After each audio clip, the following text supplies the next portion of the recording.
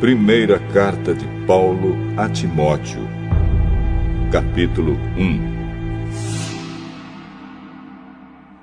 Eu, Paulo, apóstolo de Cristo Jesus por ordem de Deus, o nosso Salvador, e de Cristo Jesus, a nossa esperança, escrevo a você, Timóteo, meu verdadeiro filho na fé.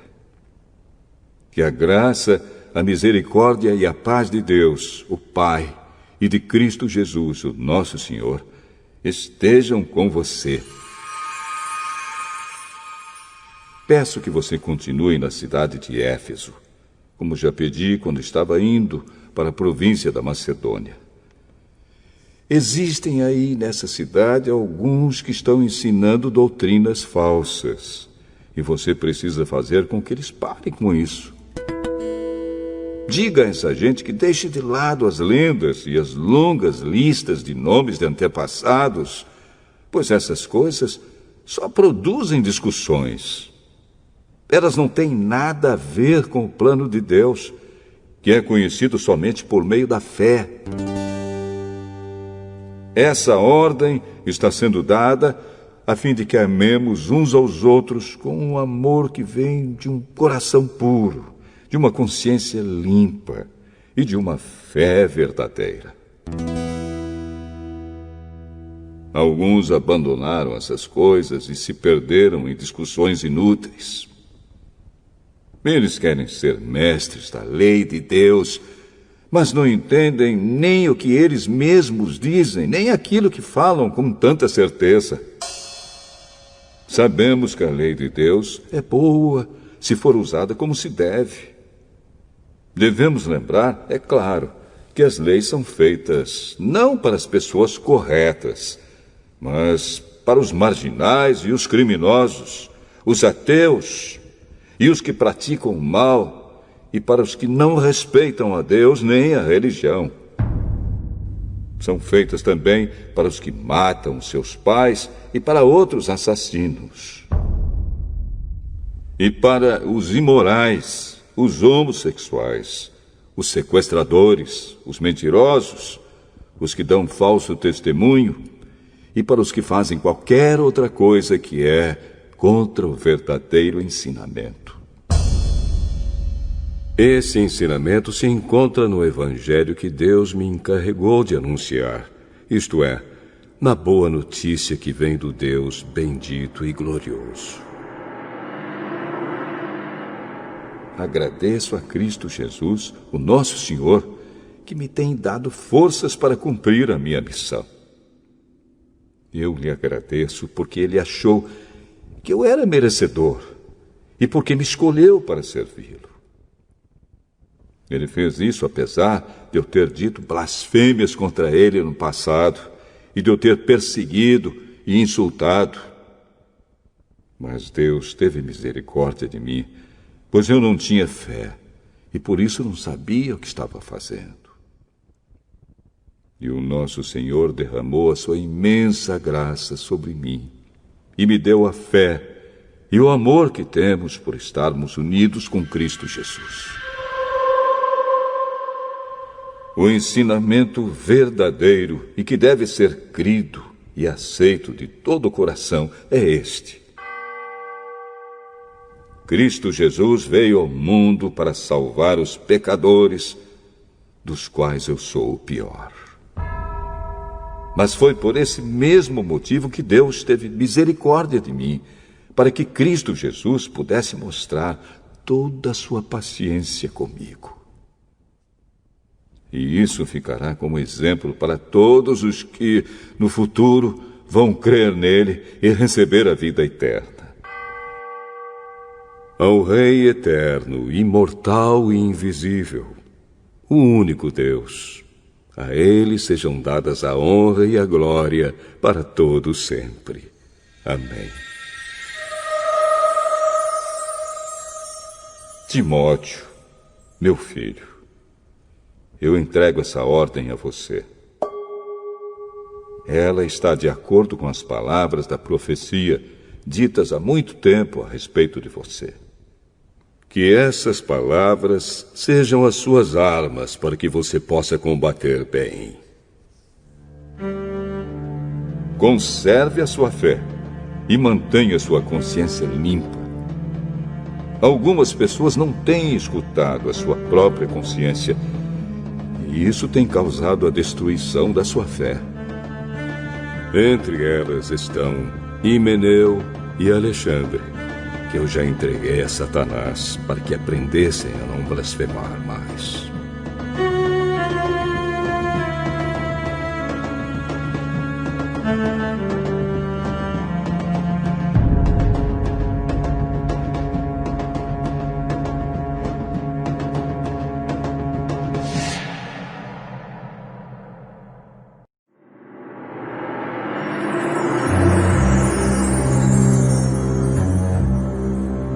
Primeira carta a Timóteo, capítulo 2.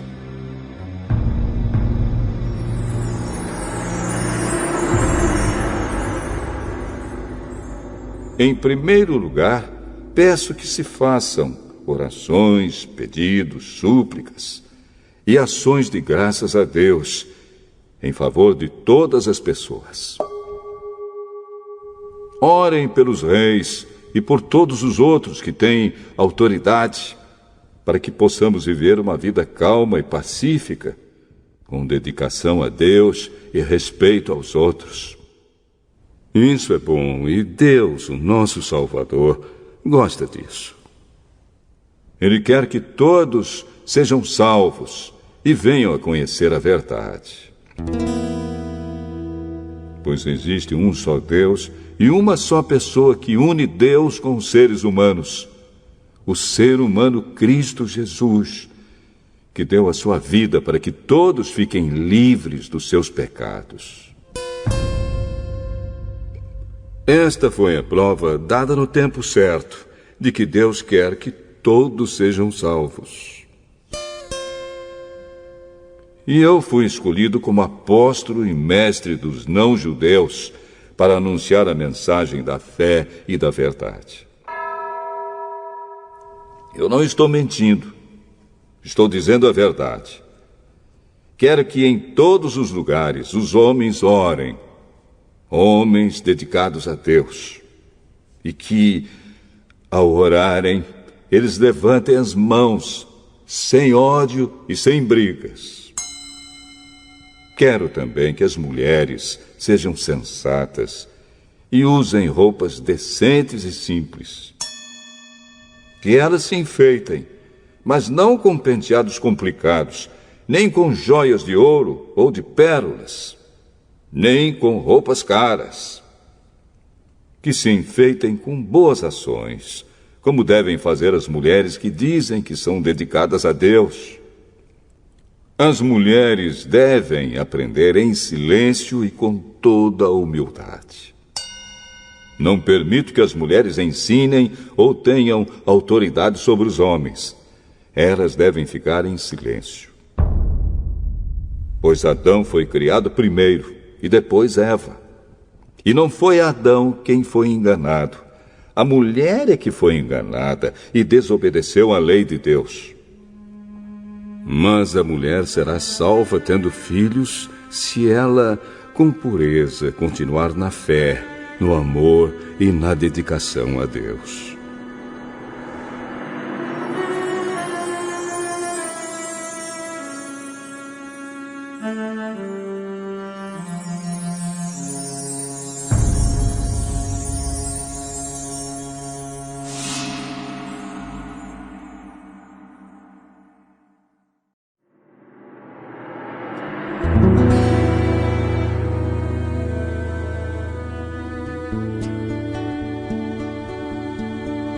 Primeira carta a Timóteo, capítulo 3.